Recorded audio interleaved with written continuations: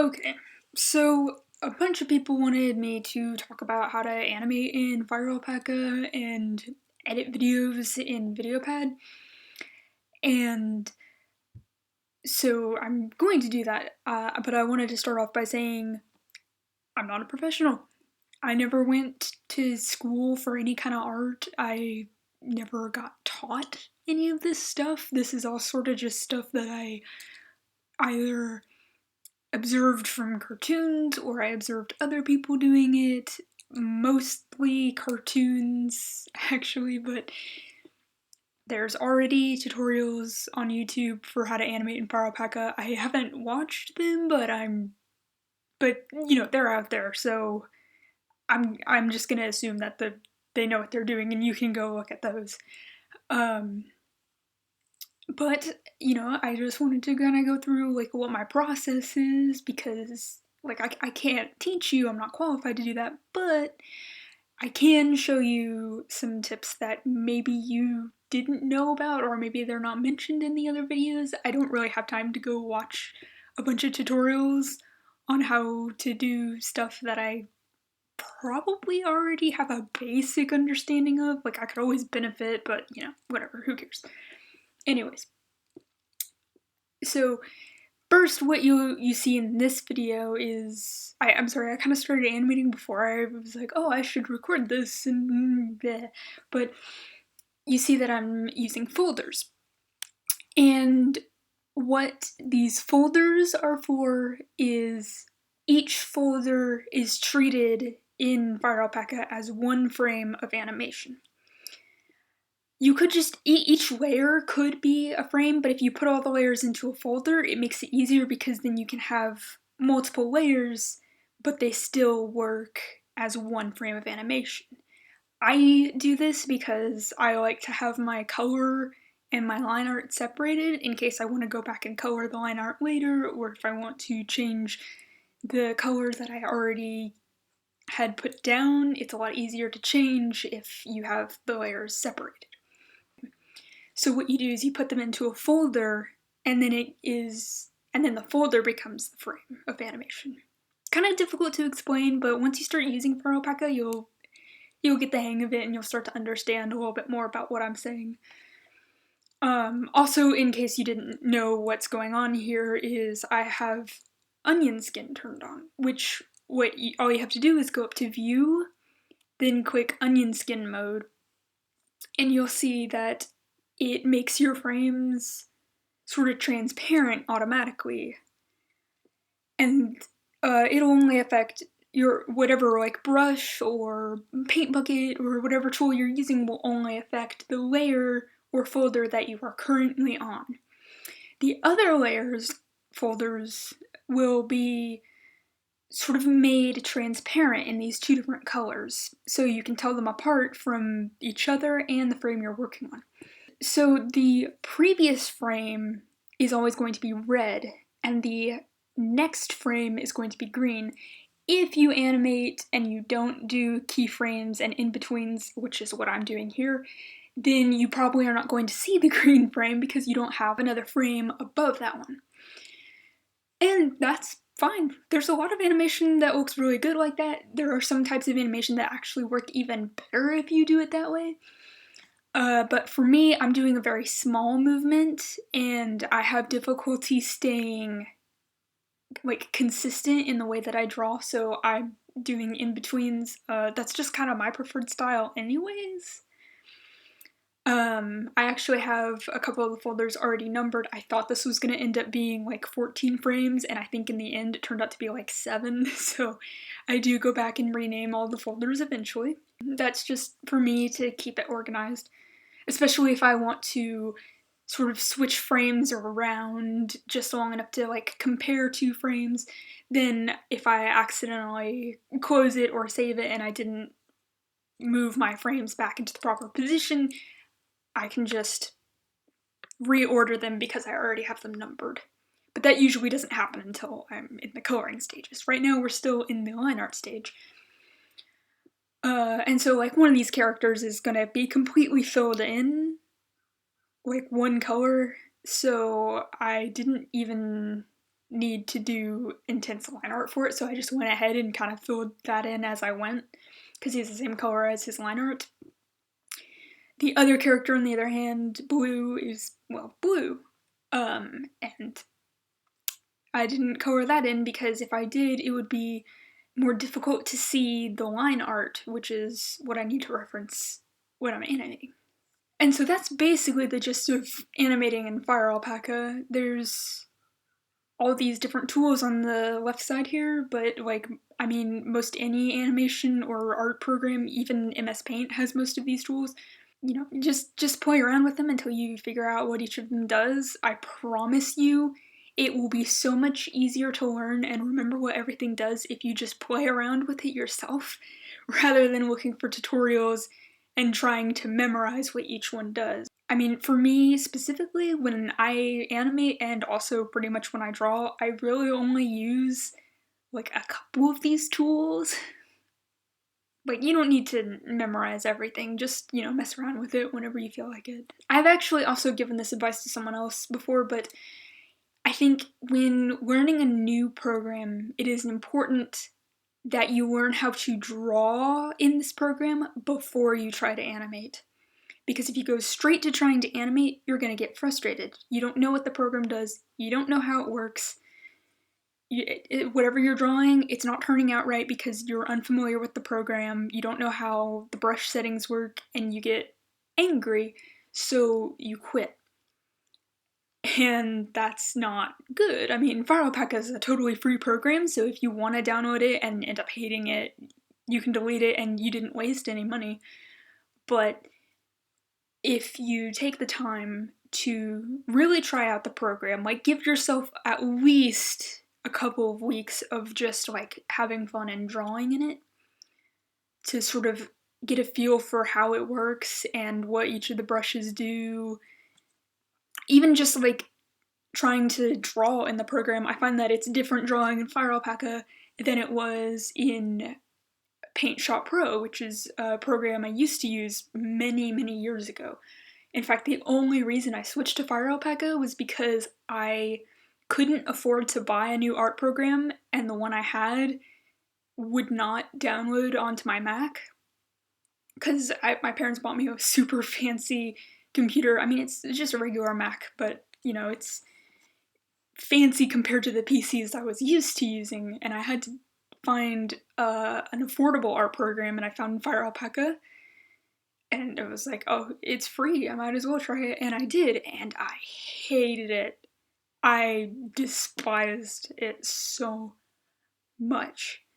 But I didn't have any other choice in what program I wanted to use, so I just kept drawing in it, and eventually I started to get the hang of it.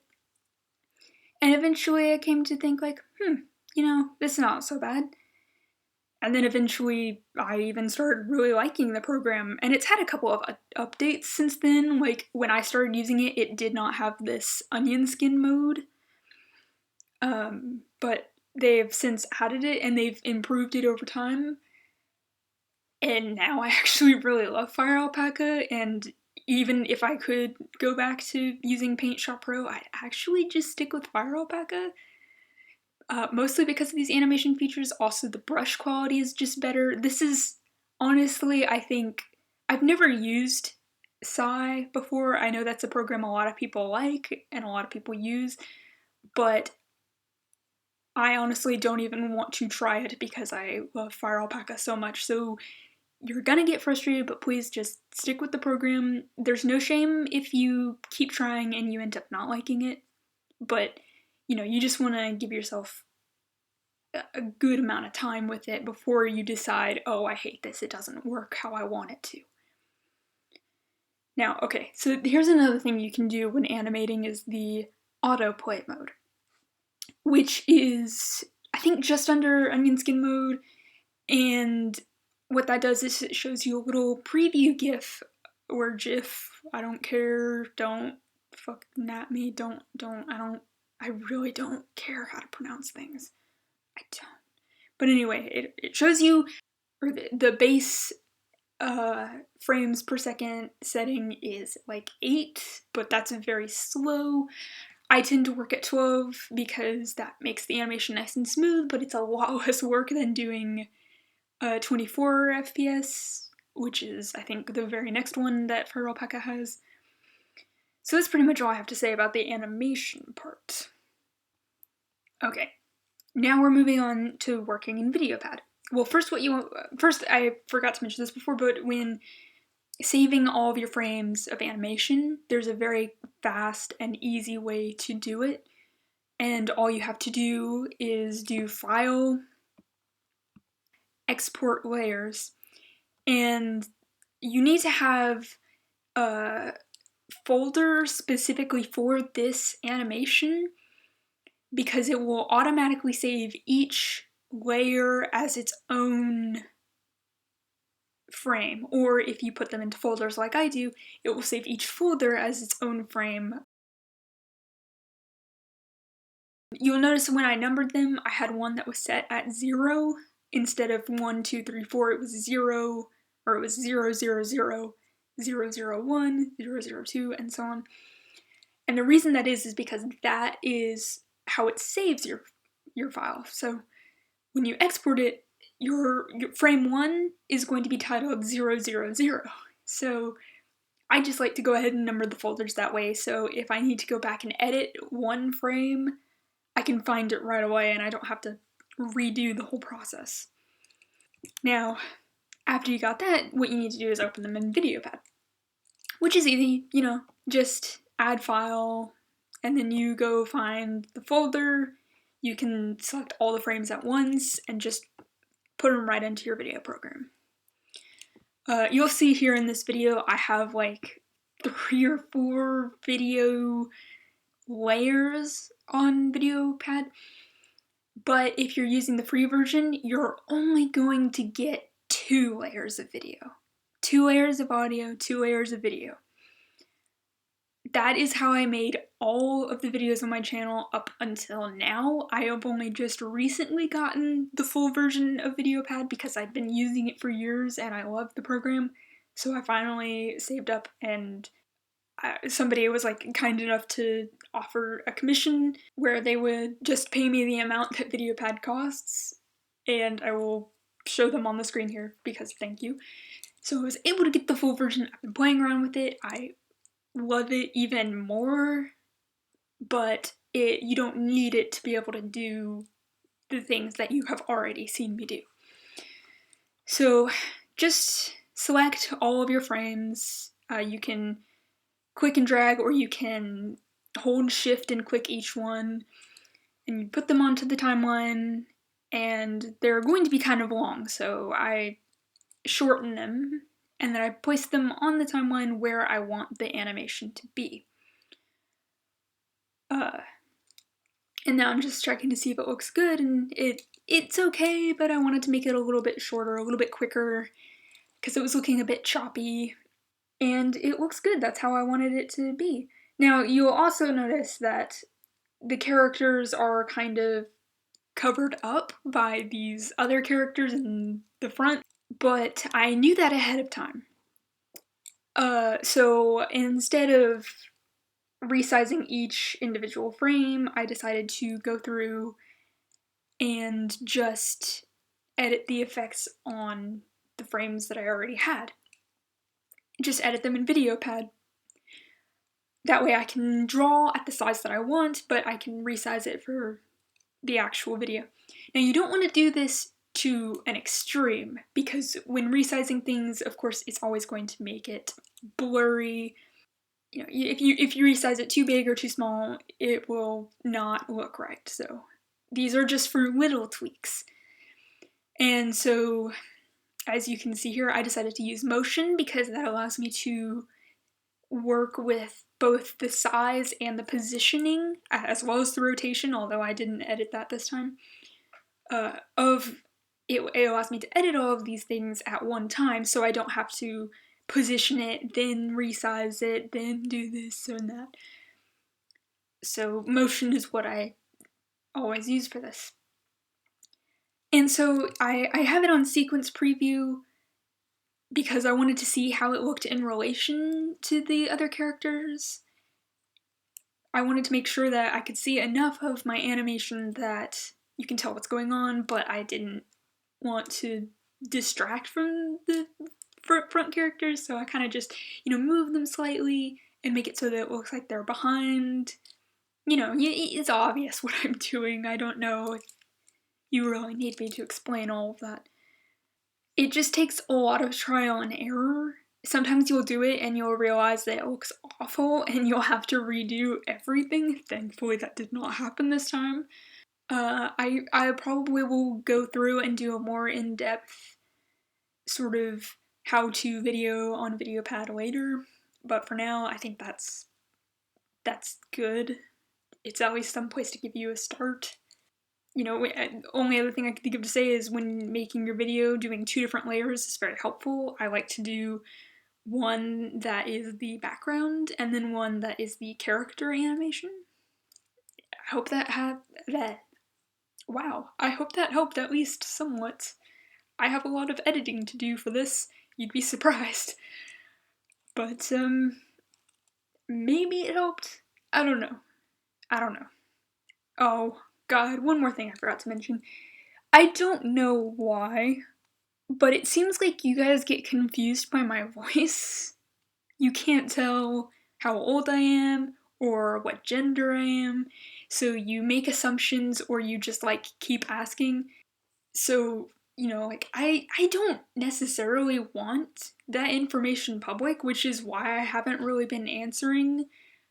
But I will give you a basic idea. I am over 20 years old. Yes, my voice sounds like a little baby, I know this. Gender-wise, I think it can be summed up to I am not a girl. I don't know why people are trying to gender me based on my voice and assume that I am a girl, or just wondering what I am when you can clearly see my name is...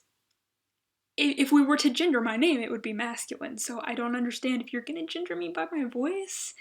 Why wouldn't you gender me by my name? That doesn't really make sense to me, but yeah. That's pretty much all I want to get into on that topic, because, all in all, I don't really care. I'm sort of just letting you know because I think it's important because I have a lot of followers that are kids and I want to let you know I am an adult. And if that makes you uncomfortable, please, vacate the premises.